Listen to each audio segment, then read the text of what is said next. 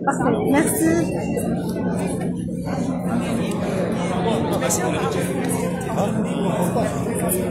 والله خفيفة. هذا الأخر يا أخوان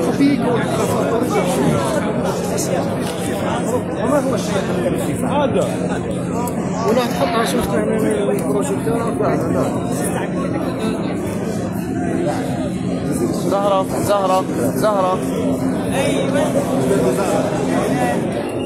زهرة احكي لنا الكاميرا تاعك.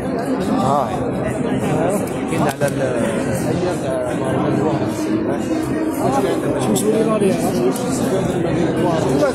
اولا واش استفادت انه كانوا عندنا فنانين مبدعين عرب سينمائيين جاو تلاقاو، كانت فيه ورشات، كانت فيه لقاءات، كانت فيه عروض من بعد كي كمل العرض كان فيه نقاشات مع المخرجين مع الممثلين. الناس اللي تحب الفن وتحب السينما قدرت تتلاقى.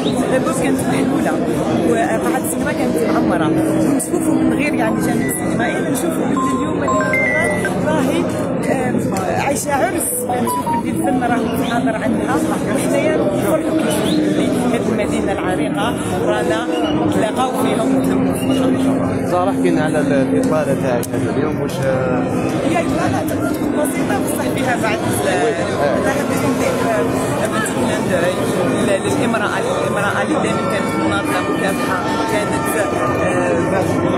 ساهمت في الحرية. على بالنا لما تبدا الامرأة تشع الأنوار، حبيت برك ندير هذا. تسمى هذه الإطلالة هدية للمرأة يعني. شكرا زهرة يعطيك الصحة.